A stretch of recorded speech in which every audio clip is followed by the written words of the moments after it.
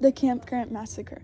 The Camp Grant Massacre happened in between Tucson and Phoenix and was one of the most bloodiest massacres in Tucson. The Mexican Americans wanted to take things into their own hands by attacking the Apaches to take control over the land. This massacre has been forgotten in history, and we think it should be more known on what happened. Almost 200 people were slaughtered and 30 kids were taken into slavery. This interview is from Chris Yetman, our math teacher at CDO. What is your opinion on the Camp Grant Massacre? It's sad to know that so many important people in Tucson history were involved in something that was so horrible. If you go downtown and look at the street names, a lot of the streets downtown are named after people who were involved in the massacre and were considered the leaders of the time.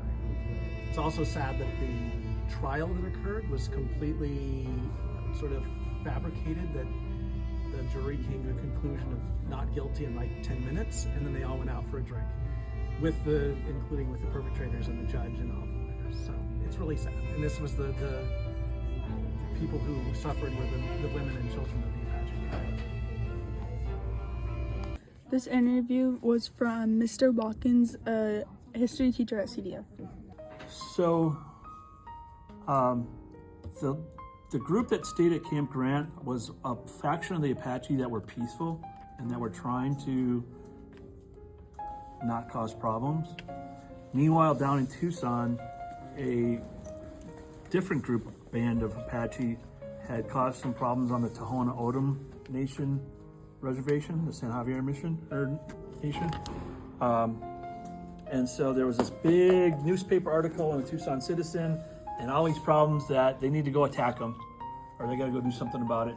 And so about 100 people, 6, including the mayor of Tucson, six American people, like 48 Mexican American people, and then like 100, not even 100, less than that, Tohono O'odham went this 50-mile trip up to Camp Grant and then attacked them out of nowhere, including scalping almost everyone that they killed, capturing like 30 kids that they took to Mexico and sold them. This is the Tohono O'odham native peoples that are doing this to them, and worse, like taking advantage of the women and stuff like that.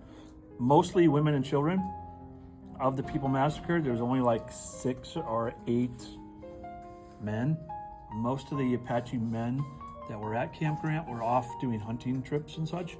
So when people came back to Tucson, the newspapers said, man, they're great, and that this was deserved, and this was just retaliation for previous stuff.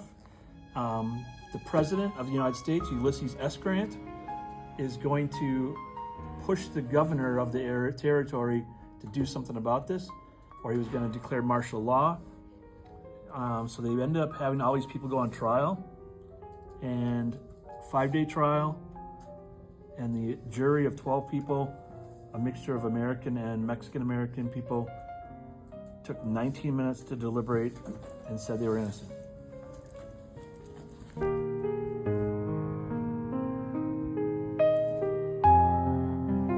I think the massacre is really sad and should be remembered because this wasn't right, and people were let go for murdering people when they shouldn't have been. When this massacre happened, I was very devastated to hear how the women were treated and how the children got taken into slavery. I think it should be more known in history. This massacre happened on April 30th, 1871, and everybody was killed before sunrise. They would kill the Apaches with knives, guns, and clubs. The massacre of more than 100 Apache people are memorialized in the names of streets, schools, parks, and mountains all around Tucson. During this event, the Apaches who lived in the camp would hide in nearby mountains in Tucson. Camp Grant Massacre was also known as Shadows at Dawn because it happened before sunrise. Overall, Bella and I found this true crime very interesting. Even though the true crime is sad, we still enjoyed learning about it.